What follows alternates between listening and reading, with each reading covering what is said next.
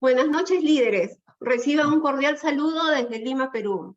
Soy Pilar Carrera, miembro del Legado de las Américas, y estoy encantada de compartir con ustedes esta quinta edición de nuestra Escuela de Líderes. El papel de un líder es el de influir, ayudar, persuadir. Y eso tiene que ver también con lo que transmites como persona, con tus valores. Nuestra escuela nace a través del Legado de las Américas con el objetivo de contribuir al desarrollo integral de las competencias necesarias para la formación y ejercicio de un liderazgo con valores, un liderazgo con virtudes y con principios fundamentales. Es un desafío que responde a la necesidad de formar líderes íntegros y honestos, como todos queremos en nuestra sociedad, como todos queremos para nuestras naciones. Y el día de hoy me toca presentar a dos excelentes expositores. Pero antes quiero pedirles, por favor, que en el chat nos pongan su nombre y el país desde el cual nos ven. Eso es para llevar un mejor control de la asistencia.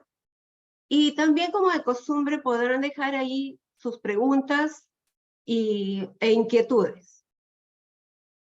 También vamos a colocar una dirección de correo de la Escuela de Líderes, en el cual nos pueden comentar temas de su interés. Ahora sí, pasamos a desarrollar los dos temas del día de hoy. Y luego de esto, pasaremos a la ronda de preguntas. La verdad es que mentiríamos al negar que nunca hemos sucumbido al encanto de alguien. Y esa cualidad se llama carisma. Y se trata de gustar, de atraer, de seducir. Y si la unimos a la persuasión, que es la habilidad número 1 de todo líder, y trata de motivar, inspirar y transmitir. Imagínense si a esas dos cualidades les regalamos la posibilidad de transmitir emociones. Para hablar de estas habilidades, presentamos a nuestro primer panelista, el señor Osvaldo Silva Cerqueira, desde Chile. Osvaldo es periodista y consultor en medios y opinión pública. Y el tema, carisma y persuasión, las claves para influir. Adelante, Osvaldo. Pilar, muy buenas noches y muchas gracias. También un abrazo y un cariño tremendo expresado a cada uno de quienes hoy día nos están acompañando. Así que muy bienvenido. Pilar nos introducía de manera muy práctica y muy ajustada a lo que vamos a conversar, porque efectivamente todos en algún momento de nuestra historia hemos sucumbido ante un líder, frente a una persona que tiene ciertas cualidades que nos llaman la atención y que hace que reconozcamos en él algo de habilidad, un liderazgo, un algo especial.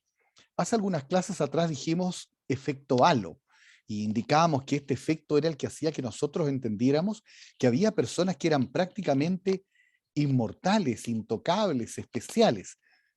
Y muchas personas justamente aluden al efecto, al fenómeno del carisma, como un elemento muy importante para el líder.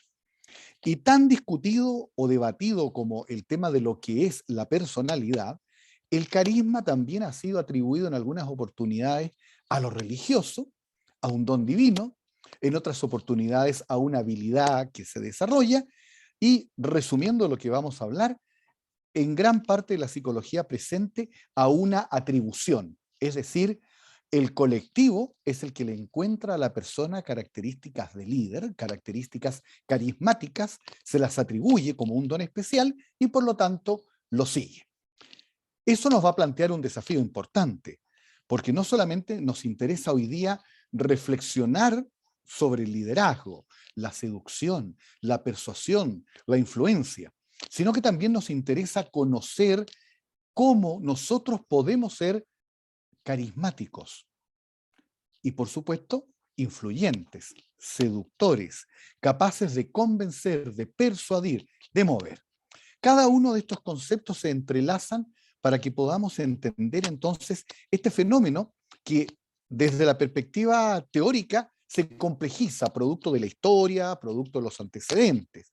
Pero desde la perspectiva práctica en realidad es bastante más simple, y eso es una muy buena noticia para quienes estamos acá en la Escuela de Líderes y que aspiramos a desarrollar nuestro liderazgo de una forma más eficiente, más rápida, de mejor manejo, con mayores herramientas. Y ese es el objetivo que se ha planteado la Escuela de Líderes. Y de una u otra forma también lo que nosotros estamos entregando en cada una de estas clases que estamos haciendo. Así que reitero mi bienvenida a quienes por primera vez nos acompañan y también el saludo ya fraterno a quienes habitualmente son alumnos de la escuela para que siempre estén con nosotros, para que no se pierdan ninguna de nuestras exposiciones. Voy a hacer el esfuerzo académico, práctico y de motricidad de tratar de compartir la pantalla sin equivocarme mucho. Aquí estoy en esa tarea. ¿Se está viendo ya? ¿Sí? Ya, entonces, fantástico. Entonces ahora, ¡uy! Sí, ya, se ve fantástico. Ya. Bueno, carisma, persuasión.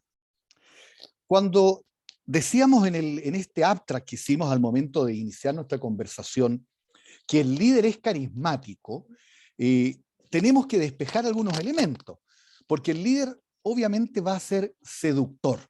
Hay demasiados elementos que acompañan a las características del líder y nos vimos en la obligación de escoger aquellas que los libros habitualmente aluden de mayor forma porque son aquellas a las que más han podido estudiar. Entonces vamos a ver la seducción, la persuasión, la sugestión y la influencia. Ahora me doy cuenta que tengo dos veces la palabra persuasión, pero una de esas era influencia. Y a partir de estos cuatro elementos que acompañan al carisma o que se desprenden del carisma, vienen los elementos prácticos que vamos a conversar también en el día de hoy y que obviamente nos va a dejar un desafío para las clases que siguen. Acá les voy a presentar a personas que la gente indica que son carismáticas. Lo curioso es que estas personas, siendo carismáticas, tienen características extremadamente distintas a veces. Entonces tenemos ahí, por ejemplo, a un Donald Trump, con una sonrisa espectacular, todo, una tremenda persona, y algunos dicen que es carismático y casi mágico cuando habla, y otras personas dicen, ¿cómo va a ser carismático ese tipo? Si ese tipo es un tal, no sé, un tal por cual, no me gusta, es tan malo. Lo mismo ocurre con Barack Obama. No, pero qué simpático este negrito, me cae muy bien y todo lo demás. No, ¿cómo va a ser carismático este señor? Si este señor prácticamente es un adversario de la política exterior norteamericana, este tipo no tiene un... Cualquiera de los dos es carismático para un grupo y no tiene nada de carisma para otro. En la historia, bueno, la gente ha dicho que Hitler tenía un carisma tremendo y que por eso la masa lo seguía. Su contraparte histórica también. Veamos otra pareja carismática. Esto es de contingencia y se junta bastante con lo que es nuestra escuela de líderes que también mira la contingencia mundial. Ahí tenemos dos caras de un conflicto. Y hay personas que encuentran extremadamente carismático a Vladimir Putin por todo, por su historia, por los relatos de su vida y por supuesto no conocían, yo me cuento entre ellos, no conocíamos al presidente de Ucrania. Pero a medida que lo fuimos conociendo y lo vimos en tenida de batalla y todo, empezamos a tener una mirada también carismática o una percepción carismática de este presidente. Tanto así que, como ustedes recordarán, hay algunas empresas que han decidido hacer unos Lego y hasta un merchandising con la imagen del presidente de Ucrania. Bueno, acá dos personajes también, para algunos carismáticos, para otros irresponsables. El primer ministro de Inglaterra, y bueno, y nada menos que nuestro amigo en Corea, que cada cierto tiempo nos hace pender de un hilo. Hay un grupo importante de ciudadanía mundial, universal, global, que los encuentra extremadamente carismáticos. Y otra gente que dice, ¿cómo puede haber personas que los sigan? ¿Cómo puede ser eso? Bueno, lo que nos podría explicar en gran manera el por qué hay personas carismáticas y otras personas que efectivamente aparentemente no reunirían esto. Sin embargo, todos tienen en común que hay gente que lo sigue, sería la teoría de la atribución, en el sentido en que las personas efectivamente somos nosotros los que seguimos al líder, los que le atribuimos el liderazgo.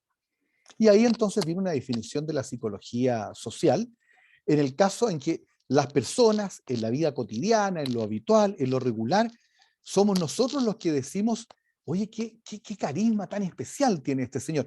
Nosotros se lo atribuimos. Es muy probable, y ahí viene la estrategia de esta escuela de líderes, que nosotros estemos entregando herramientas para que usted transmita, promueva, incentive carisma.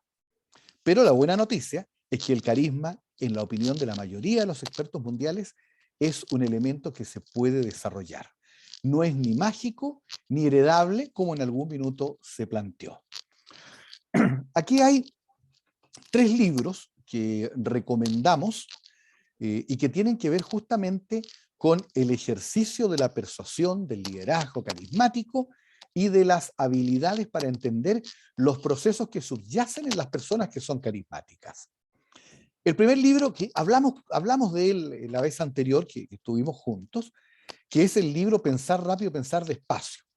En el caso de Daniel Kahneman contamos que él es un psicólogo que tiene un premio Nobel de Economía, y su premio viene precisamente porque él establece aquellos elementos de los sesgos cognitivos, que son estas trampas perceptuales en que las personas creen que están haciendo algo con un debido acto de reflexión, con un debido acto inteligente, y en realidad están operando impulsivamente en forma irreflexiva.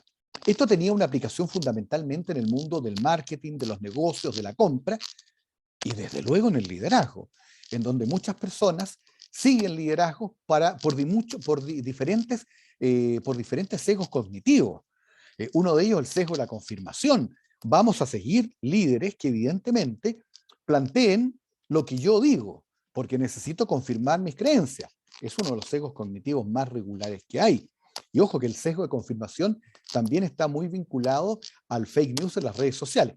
Bueno, para quien quiera conocer esta particularidad de la forma en cómo los seres humanos procesamos la información e interpretamos la realidad, a veces en forma muy antojadiza y en otras veces bastante más cercano a lo objetivo, Daniel Kahneman, Pensar rápido, pensar despacio. Por su parte, Jason Harry nos presenta el arte de la persuasión. Él se centra en ciertas características, 11 en particular, que nos presentan qué es lo que tiene que tener una persona persuasiva y cómo debe ejercerlos. Ese es el libro de Jason Harry, lo recomiendo de todas maneras. Y este libro, que tiene bastante más tiempo, que se llama Persuasión, y efectivamente es ya un método, es una escuela, es un desarrollo en el cual se busca, nuestro amigo Robert Cialdini, busca que las personas puedan ser persuasivas a partir de una metodología, de un estudio. Recomendamos estos libros para lo que vamos a conversar hoy día y para la próxima oportunidad en que ya vamos a entrar a conversar de cosas muy, muy prácticas del desarrollo del liderazgo. Entremos en la discusión, no obstante que desde que partí hablando lanzamos el concepto del carisma para evitar justamente un debate mayor y acortar tiempo.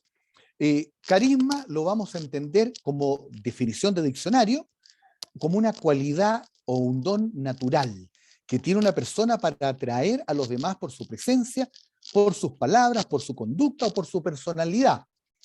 Cuando hablamos de un don natural es porque estamos haciendo igual un guiño a aquellas miradas que todavía encuentran al carisma circunscrito a alguna cosa hereditaria, mágica, y un don que otro no podría tener. Yo he visto en distintas naciones personas que ante la muerte de un artista o de un presidente o de una figura que ejerce liderazgo han dicho, no habrá nunca más otro como él. Y efectivamente, claro, y tiene que ver porque piensan que esta persona nació con ese don y nadie más va a poder ejercer ese don. En el mundo de las empresas, en el mundo de las empresas, obviamente un gerente carismático es aquella persona que logra reunir mayor cantidad de voluntades en torno a su ejercicio de la gerencia y logra que las personas efectivamente hagan las cosas inspiradas por esta persona.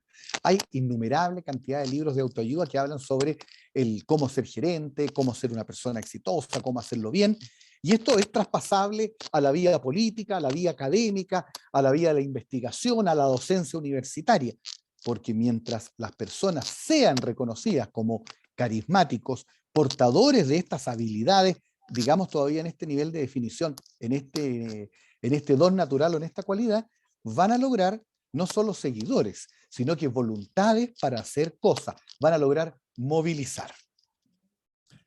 Acordémonos de un detalle muy importante. El carisma, nuestro amigo Max Weber, en algún minuto él lo rescata desde la mirada religiosa.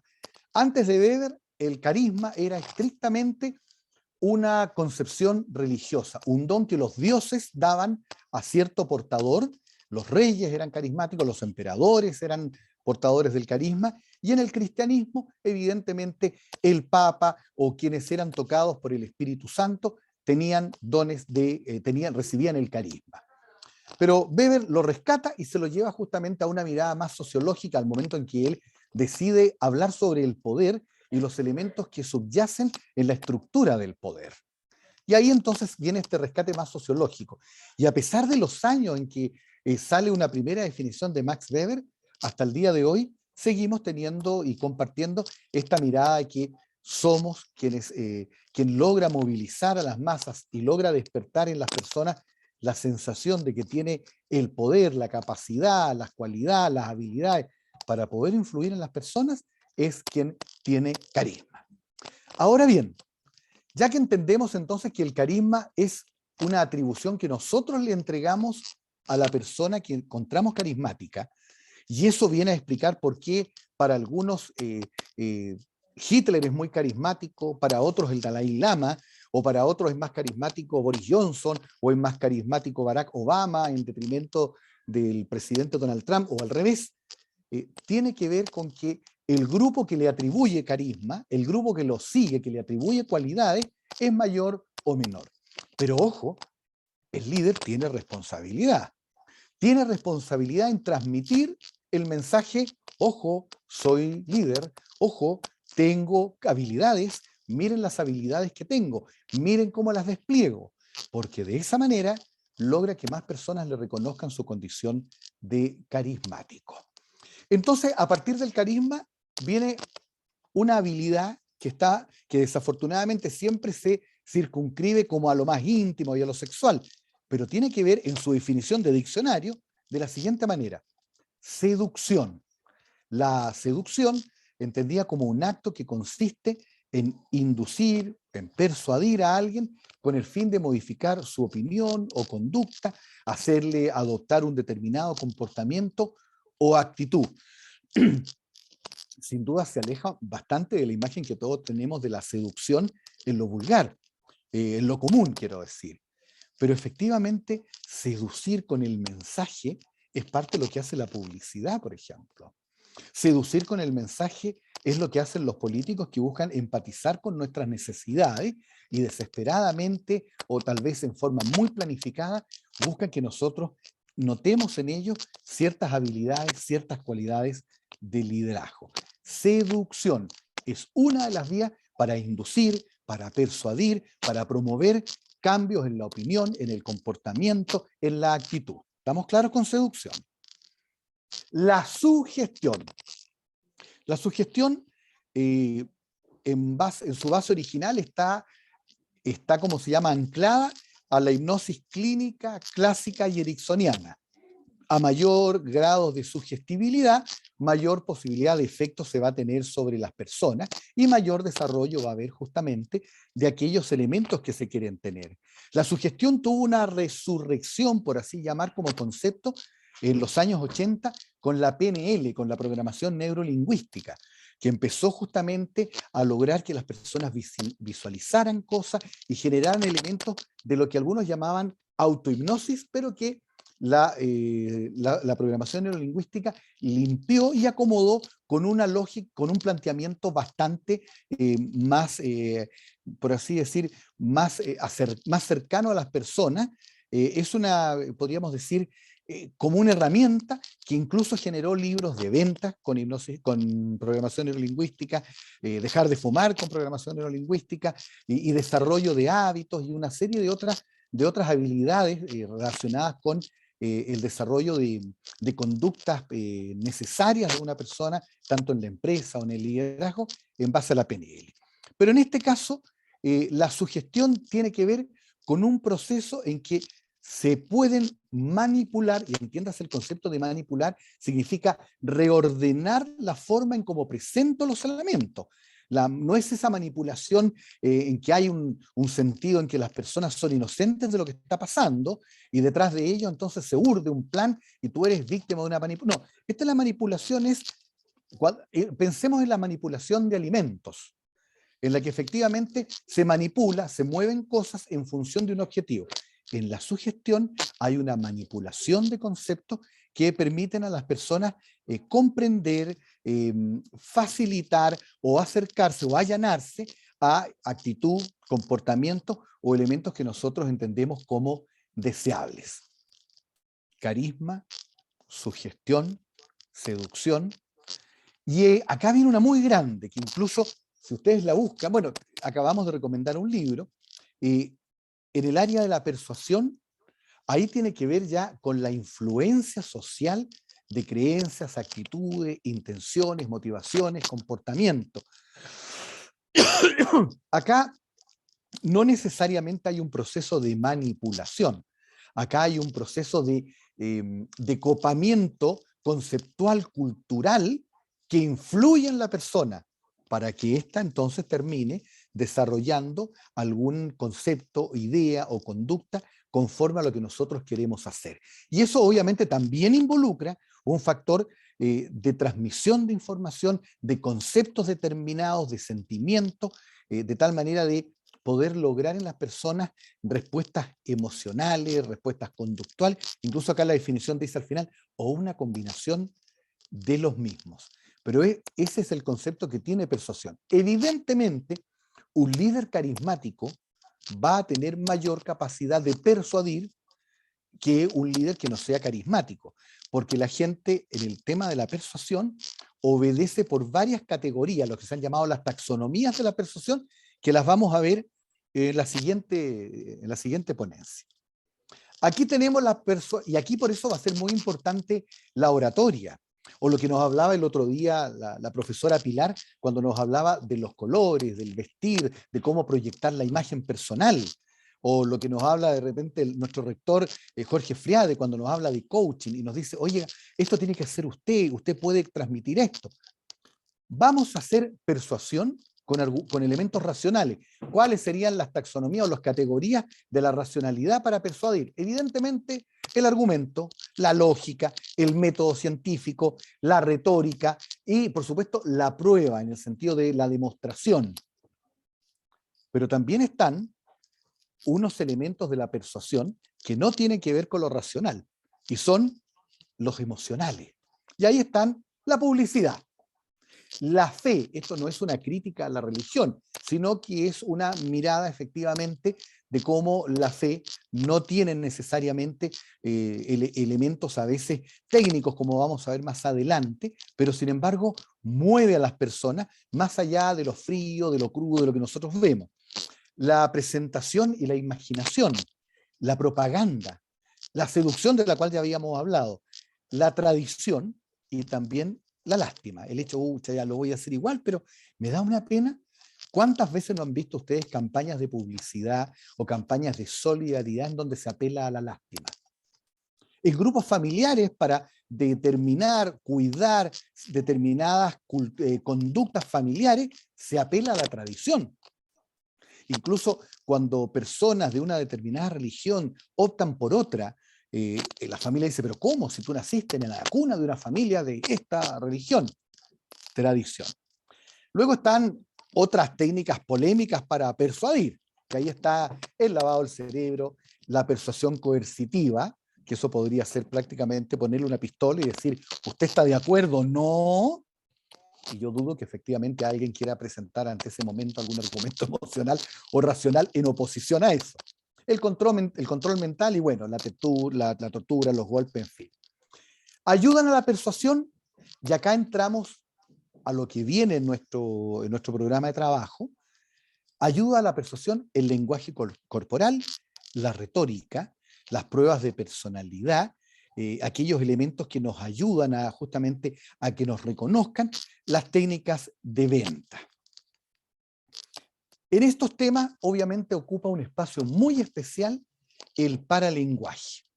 Y me refiero en ese sentido al tema del paralenguaje, porque efectivamente es esa habilidad que acompaña a nuestra voz. Es decir, yo les puedo decir a ustedes que estoy muy contento. Y la verdad que esa inflexión de voz a ustedes no les dice que estoy contento. Al contrario, provoca una disonancia cognitiva, que ya hablamos en la clase anterior de ella. Provoca una disonancia cognitiva porque efectivamente mientras Osvaldo me dice, incluso hasta con su comunicación gestual, que está muy contento, la voz dice que no está tan contento. Y desafortunadamente las personas tenemos una habilidad muy especial. Nosotros le creemos a la contradicción. Si yo les digo la verdad, amigos míos, que estoy muy contento, ese elemento paralingüístico que se ha emitido junto con el lenguaje, con la verbalización, a ustedes les dice no, no está contento. Porque además hay otro detalle.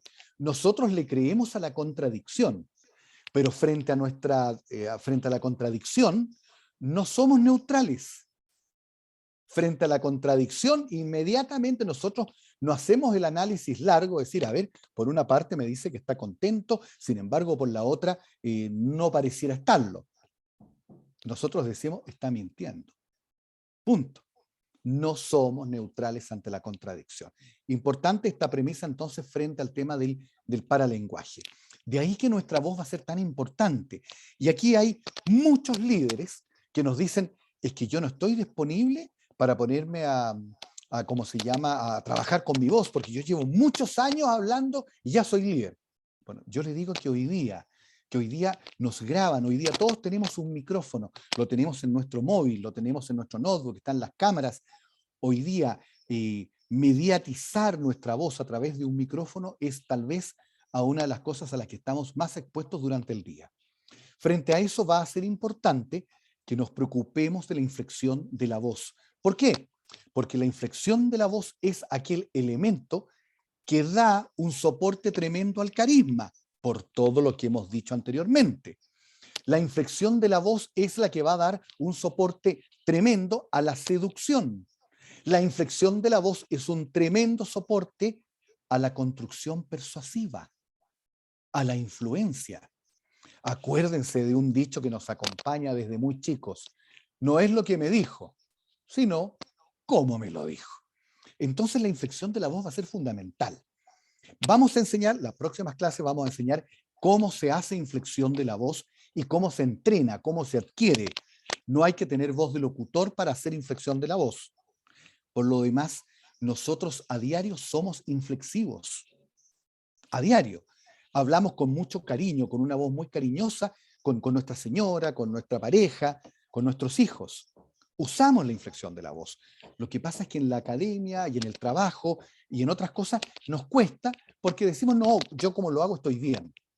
Pero hagamos un esfuerzo más importante si lo que nos interesa es ir detrás del carisma, de desarrollar el carisma y de cultivar el carisma, la persuasión como un elemento importante ante la influencia, ante la persuasión de las personas. No por un interés mezquino, sino por un interés de hacer mejor mi comunicación. Recordemos una segunda premisa fundamental en esto. No todo lo que digo es necesariamente lo que se entiende. Por lo tanto, mi deber de comunicar es tratar de hacerlo con la mayor cantidad de elementos que hagan factible este proceso de comunicación lo más expedito posible.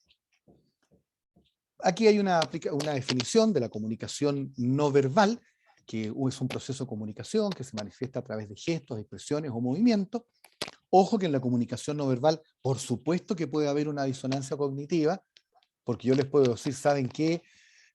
Se murió el presidente Boric y tengo una pena tan grande porque acabó de fallecer, y por supuesto nadie me va a creer, porque mi gesto me contradice, y como ya sabemos, no somos neutrales ante la contradicción. Súper importante.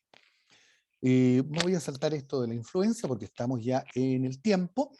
Importante desarrollar repertorio lingüístico. Si voy a tener inflexión de voz, ya sé cómo voy a decir las cosas, pero tengo que tener un repertorio lingüístico.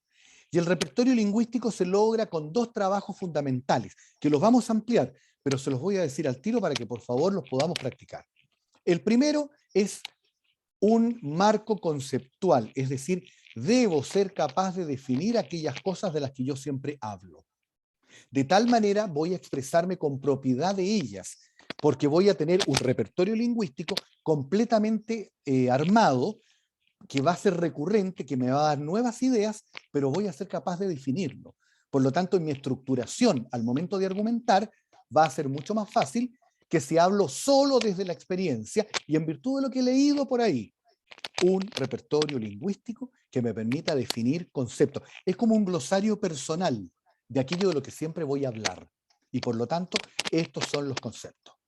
Ojo, porque los glosarios hoy día tampoco son como los libros sagrados, inamovibles. Los glosarios cambian. Cuando yo digo software para referirme a lo que estoy cambiando, mis hijos se ríen, porque efectivamente dicen este es un viejo, porque hoy día se dice app, ¿cómo no se te ocurre? Bueno, en fin. Amigas y amigos, inflexión de la voz. Más adelante vamos a ver lo que es la impostación, lo que es la dicción. La inflexión de la voz es tan importante que la publicidad, no hoy día, hace muchos años nos acompaña. La publicidad transmite emociones a través de la inflexión de la voz. Entonces la inflexión evidentemente es un factor importante en la maniobra del carisma, en la tarea de ser carismático, influyente, seductor y por supuesto ser capaz de ser persuasivo. Pilar, amigos, muchas gracias y continuará, esa es la promesa. Muchas gracias, Osvaldo. Sí, mientras daba la charla me estaba acordando de algo, ¿no? A la hora que hablaste para lenguaje. Realmente, la gente que nos conoce puede llamarnos por teléfono y nos dice, ¿cómo estás? Y nosotros, bien, gracias. Y de pronto te dicen, no, ¿qué te pasó? Realmente es importante el mensaje no bueno, el mensaje que dan nuestros tonos de voz, ¿no? Y es también importante persuadir con carisma y esa belleza de hacerlo sin decir palabras, solamente con nuestro lenguaje corporal. Muchas gracias, Osvaldo. Gracias, muchas gracias a ustedes. Bueno, y pasamos a la segunda exposición.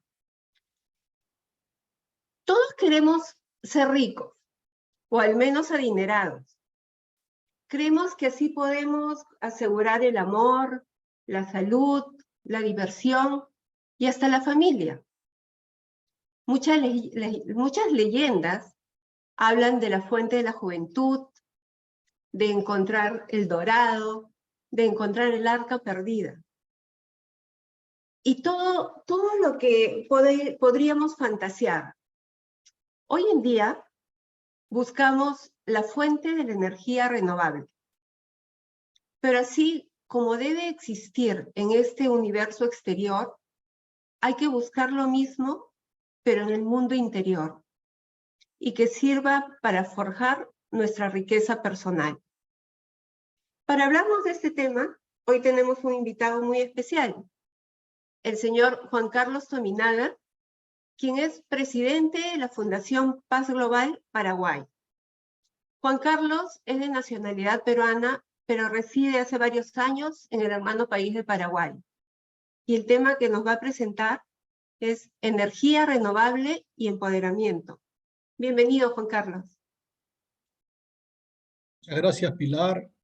y gracias a la escuela por esta oportunidad de comunicarme con todos sus alumnos en esta quinta clase. Bueno, supongo que siempre entran nuevos participantes, así que sería una tarea muy interesante para los alumnos de completar las conferencias o las clases anteriores. Digo, aprovechando que están muy atentos ahora debido a la excelente ponencia de Osvaldo. Y sí, yo admiro mucho a Robert Cialdini con su tema de persuasión. Yo quisiera tocar justamente algo relacionado a el poder. La energía renovable que todos están tratando de desarrollar, están tratando de encontrar una fuente inacabable de poder para la industria, para los gobiernos, para el desarrollo nacional y mundial.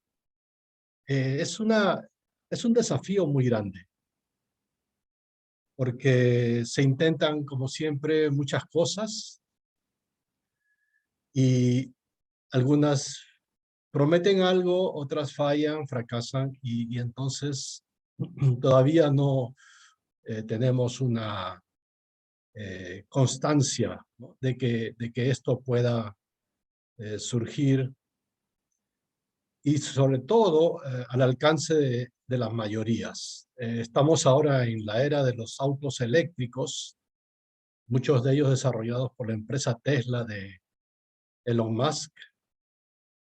Y bueno, entonces hay una competencia entre la electricidad y la gasolina, los combustibles. Y toda esta situación nos pone a nosotros en la posición, digamos, de en qué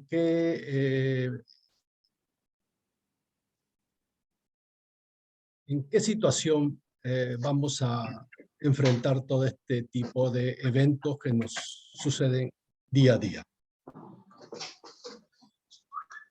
La fuerza es muy importante en este universo.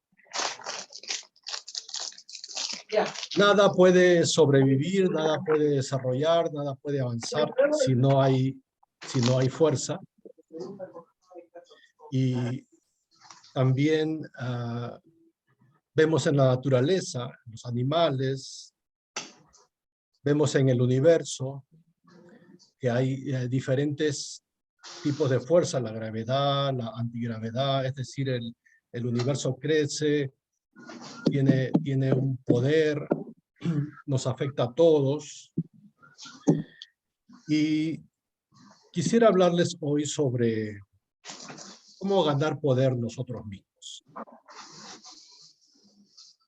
Si entramos a un hospital, a un gigantesco hospital, donde están los enfermos, y decimos, nosotros queremos solucionar el problema de este hospital. Queremos que todos se sanen. Para eso vamos a cambiar al director de la entidad. Vamos a cambiar al director. Entonces, puede ser una reacción, una actitud un poco exagerada.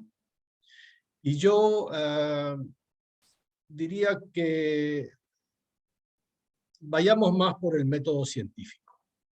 Voy a compartir aquí algo. El método científico, ¿no? El método científico es algo en que podemos confiar, es algo que está a nuestro alcance. Quisiera que fuésemos personas con una mente más crítica, no solamente desarrollarnos o no solamente avanzar por opiniones o cosas que se dicen por aquí y por allá sin ninguna potencial realidad. Y el método científico es un método confiable se basa en la práctica, en el método empírico, en la observación de los hechos, y esto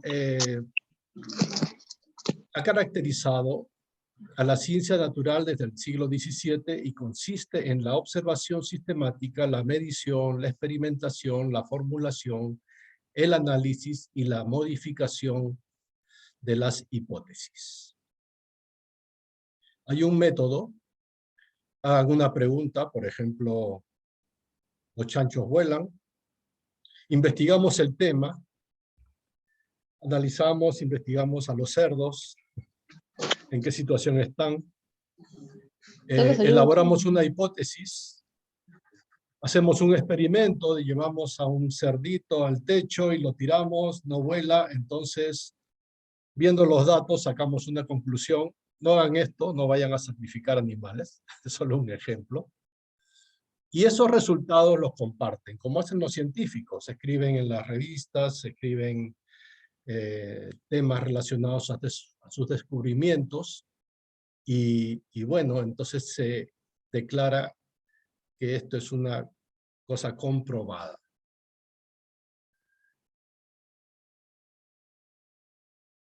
Energía renovable, pero a nivel personal. ¿Cómo podemos obtener energía? ¿Cómo podemos obtener poder? El conocimiento es un poder. El dinero, por supuesto, también es un poder. La posición es un poder. El carácter de la persona es un poder. El amor es un poder, es decir, el que tiene más conocimiento le gana al que tiene menos. El que tiene más amor, el que tiene menos. El que tiene más dinero, el que tiene menos. Y así digamos que tenemos una cantidad de opciones para adquirir poder. Sin poder no podemos avanzar. Sin poder estamos como enfermos, estamos débiles, vulnerables y no podemos desarrollarnos. Entonces, yo quisiera hablarles sobre algo interesante que es, creo que todos hemos tenido esta experiencia alguna vez. Yo voy a poner un ejemplo de, digamos que un día estaba saliendo del trabajo y me fui a la tienda, me compré una barra de chocolate porque tenía muchas ganas de comer chocolate y dije, cuando llegue a mi casa voy a comer este chocolate. Pero entonces estoy abriendo el paquete, la barrita, y pasa mi hija y me mira que estoy comiendo, entonces, ¿qué voy a hacer? Me voy al baño a esconderme a comerlo ahí sin que nadie me quite un trozo o lo voy a compartir. Entonces, tengo muchas ganas de comer este chocolate, este dulce, pero lo voy a dividir y le voy a dar a la otra persona y en la mitad para mí. Pero de repente viene mi otro hijo y ¿qué hago? Miro mi mitad de chocolate y digo, lo escondo en mi bolsillo, me lo como más tarde, o si no, creo que lo voy a partir, la mitad de la mitad, y le voy a dar. Yo quería comer todo el chocolate, pero resulta al final que estoy comiendo un 25% del dulce, de la barra. ¿Cómo nos sentimos cuando compartimos de esta manera? ¿Nos sentimos bien? ¿Nos sentimos mal? ¿Nos arrepentimos de lo que hemos hecho? ¿Estamos resentidos? ¿Estamos desanimados y apenados porque no hemos logrado nuestro deseo? ¿O nos sentimos bien de haber podido dar algo a los demás? Yo creo que todos hemos pasado, ya sea con un chocolate, una hamburguesa, no sé, papas fritas o carne o pollo. Supongo que muchas mamás están cocinando, la hija se va a la universidad y está un trozo de pollo y un hueso, un poco de espinazo, una pierna de pollo, un espinazo. Entonces la mamá, por supuesto que le va a dar la mejor presa, la mejor pieza a la hija que se va a estudiar. Y así hay este tipo de, no es sacrificio, ¿eh? No piensen que es un sacrificio. A esto se le llama generosidad. Y la generosidad es una fuente interminable de energía. ¿Por qué? Cuando tú, ya sea con tu familia, ¿no? O has compartido con un extraño, o has dado una limosna a una persona necesitada. Esto no es sacrificio, esto es un acto de desprendimiento. ¿Cómo les explico? Es un acto poderoso. Una persona débil no puede ser generosa, menos sacrificarse, digamos, si vamos a ese tema del sacrificio. Una persona, para dar a los demás, necesita potencia, necesita poder, fuerza. Como dije, nadie débil va a dar algo a otros. Pero también, para poder dar, primero tenemos que alimentarnos. Como dicen, ¿no? Si no tengo amor, ¿qué amor voy a dar? Si no tengo conocimiento, ¿qué conocimiento voy a dar? Si no tengo dinero, ¿qué dinero voy a dar? No puedo dar. Primero debemos nutrirnos de todas, ¿qué digo? Todas las sustancias necesarias para ser personas potentes, generosas, dadivosas, que pueden hacer algo por los demás. No podemos vivir de manera egoísta, sino altruista. Entonces, mucha gente piensa que la generosidad es una acción que se motiva porque uno ve algo afuera, un pobre, una persona hambrienta, un niño necesitado, y piensa que eso es lo que el detonante para que uno realice una acción. Pero eso no es así. La generosidad no depende de la acción que esté ocurriendo afuera de nosotros. La generosidad, o el dar algo a los demás, el ser potente, porque solo un personaje potente puede hacer algo, dar algo a otro.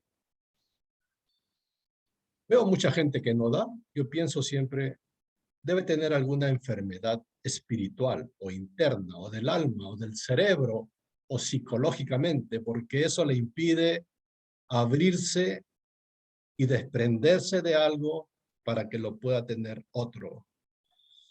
Entonces, la generosidad es la mejor fuente de energía renovable. La generosidad, como dije entonces, si no es causada o motivada por algo que vemos afuera, ¿de qué se trata realmente? La generosidad se trata de que la persona, tú, yo, todos ustedes, hayamos aprendido por alguna razón, no sé, en la casa, en la escuela, en la sociedad, qué sé yo, pero hemos podido aprender a dejar ir. Vieron al niño con su pelota ahí, o con su balón de fútbol, a la niña con su muñeca, a los chicos con sus juguetitos, y no solamente los niños, también los grandes, con nuestro celular, con nuestra laptop, con nuestros, etcétera.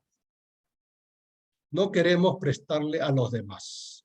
No queremos darle algo a los demás. Aún las cosas viejas, inservibles, están almacenadas ahí, no sé para cuándo. Quizás algún día sirvan, cuando ya podrían servirle a otra persona.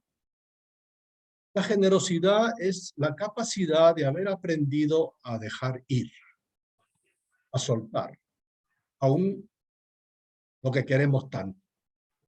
Hay padres que no sueltan a sus hijos, los tienen amarrados, no quieren que se casen, no quieren que tengan una pareja. No. Es decir, no solamente es una cuestión de padres e hijos, es una situación en general. Entonces, cuando tú haces algo generoso como repartir tu barra de chocolate a otra persona, y te sentiste bien, aunque no comiste lo que querías. ¿En qué consiste la energía renovable? Que dentro de 10 años o 5 años, cuando pase algo, quizás en la tienda ves una barra de chocolate similar a la que repartiste hace tanto tiempo. Ese va a ser el detonante para que tú recuerdes la acción que hiciste en el pasado. ¿Qué va a pasar? ¿Qué va a ocurrir? Va a llenar nuevamente esa energía que tú sentiste aquella vez.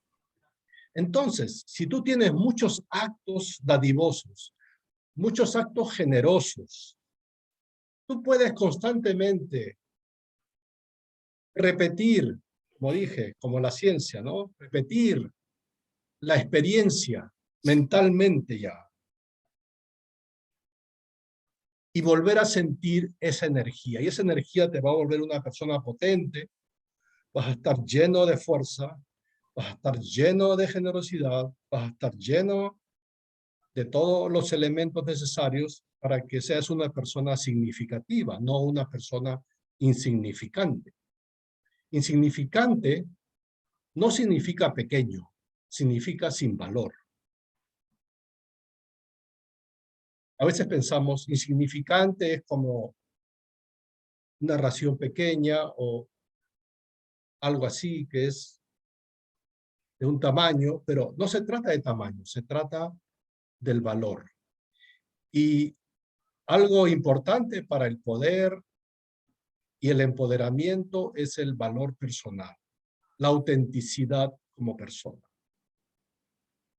Hay muchas cosas que hablar, pueden poner en el chat si alguna parte hizo un detonante en su cerebro y vinieron ideas y quieren preguntar algo, bienvenidos. Por ahora vamos a dejarlo ahí. Gracias, Pilar. Seguiremos. Muchas gracias. Muchas gracias, Juan Carlos. Sí, a mí sí se me vienen algunas ideas a la cabeza con el ejemplo del chocolate. Primero dije, me lo hubiera comido en la tienda. Pero lo lindo es, lo lindo es,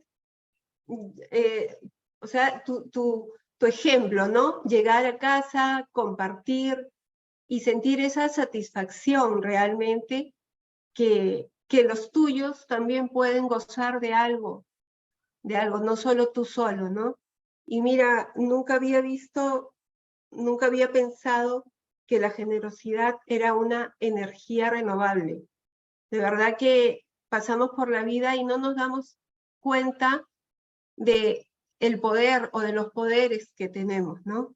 Muchas gracias, Juan Carlos. Y ahora tenemos preguntas. Una pregunta para Osvaldo. A ver. Osvaldito.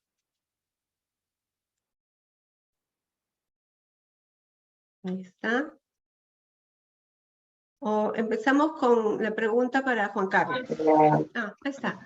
Sí, sí estoy. Osvaldo. Sí, sí estoy. No sé si te escucha bien, sí. Sí.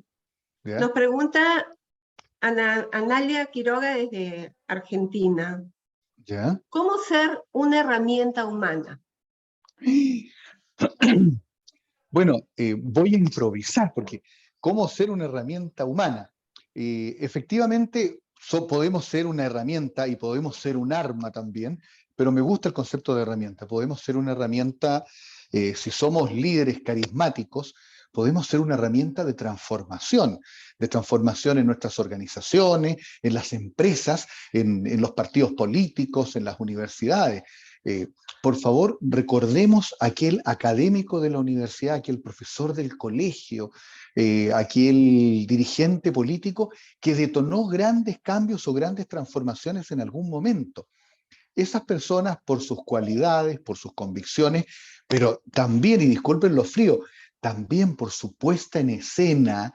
Hoy día hay que hablar así, estamos en la época de los medios, por su puesta en escena, son herramientas humanas que promueven transformación. Yo tengo la especial convicción, y espero con esto responder, que si nosotros somos buenos comunicadores, con todas las habilidades que tengamos innatas, pero con todas las que podamos desarrollar, no dejemos ninguna sin poder desarrollarla. Tratemos de desarrollar al máximo la mayor cantidad de habilidades que mejoren nuestra comunicación. Sin duda alguna vamos a ser una herramienta humana y lo más importante, de las mejores. Muchas gracias, Osvaldo. Y desde Perú, Pedro Carrera nos dice, ¿en qué medida el entorno familiar te empodera y persuade? Es para Juan Carlos. ¿En qué medida el entorno familiar te empodera y persuade positivamente para un mejor desarrollo personal? El rol dentro de la familia es sumamente importante. Recientemente estuve en una reunión del Congreso donde una senadora había lanzado un proyecto de ley sobre la protección integral de la familia. Bueno, la familia está tan atacada hoy en día por diferentes ideologías que vieron que se necesita ahora una ley para protegerla. Nunca se había hablado antes de tener que proteger a la familia. Por supuesto que la familia enfrenta muchos desafíos, pero después que se presentó el proyecto, pasaron a hablar al frente, al podium de diferentes organizaciones y todos hablaban de fortalecer, empoderar, reforzar. Lo que digo, o sea, si las familias son débiles, no hay esperanza. Si las familias son fuertes, no necesitan leyes. Pero tal como está la familia ahora por las necesidades económicas, situaciones de divorcio, familias monoparentales, problemas en la educación, tiempo. Entonces, ¿cómo puede la familia empoderar? Podemos hablar de lo que se llama el adulto significativo. Todos nosotros necesitamos un adulto significativo, o varios, si es que hay suerte. Un adulto significativo es alguien que se interesa por ti, que te da buenas directivas, buenas ideas, está preocupado por tu desarrollo, por tu éxito, porque salgas adelante. En realidad, los primeros adultos significativos serían los padres, ¿no? Papá y mamá. Pero como dije, tal como están las cosas, a veces no hay oportunidad de tener este tipo de personaje en nuestra vida. O de repente es un tío, o de repente es un hermano, mayor o menor, quizás mayor. O es un vecino, o es un profesor. Hay la suerte de encontrarse con un adulto significativo que le va a hacer la vida más llevadera a la persona, porque todos, ninguno, podemos crecer solos. Ustedes saben, los huérfanos que crecen sin padres, crecen en instituciones donde en realidad no les aman tanto como los padres, son personas con muchos traumas, con muchos complejos, con muchas dificultades para salir adelante en la vida. Entonces, tener un adulto significativo o ser uno mismo, yo voy a ser un adulto significativo para tal persona. Quizás no podemos salvar el mundo, pero podemos ser el adulto significativo eligiendo a alguien que vemos que tiene una necesidad. Hay adultos significativos mundiales, Nelson Mandela, el Papa Juan Pablo II, la Madre Teresa, Gandhi. Quizás por ahí cada uno tiene, como hablaba Osvaldo, un personaje, ¿no?, que es su inspiración. No importa si a unos les gusta, a otros no, pero si a mí me motiva sin manipularme y sin llevarme a cosas así, entonces el tema es, estos son adultos significativos a un nivel tan grande que qué bueno sería si puedo conseguir a alguien más cerca, ¿no? En la casa, en el barrio, entre los parientes. Entonces, la familia puede empoderar, pero siempre y cuando este rol este rol con un significado, o sea, lo opuesto a lo que hablé antes, que era ser insignificante, ¿no? Esto es ser significante. Y ojalá que pudiéramos cada uno elegir así algunas personas a quien dedicar nuestra generosidad, sin reclamos, sin condiciones, sin ningún tipo de presión, simplemente queremos lo mejor para la persona. Y qué bueno esos padres que están siendo hoy en día adultos significativos para sus hijos, porque los hijos a veces no van a entender este rol hasta que ellos mismos sean padres, pero cuando sean padres, y al haber tenido padres con esta actitud, ellos mismos de alguna manera, en algún porcentaje, van a ser significativos para sus hijos, porque llevarán guardados inherentemente en su corazón ese recuerdo de cómo sus padres fueron. Muchas gracias.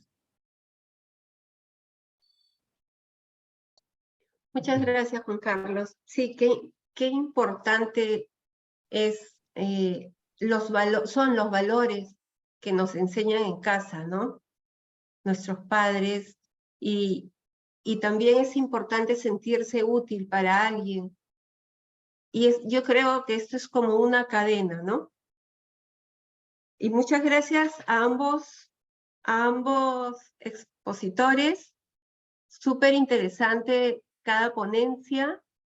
Y ahora, líderes, los invito a prender sus cámaras para la foto. Mientras, les vuelvo a recordar que por favor pongan sus nombres en el chat y que tenemos un correo de la escuela en la cual nos pueden enviar sus preguntas o inquietudes. Muchas gracias por acompañarnos en esta 5ª edición y los esperamos muy pronto.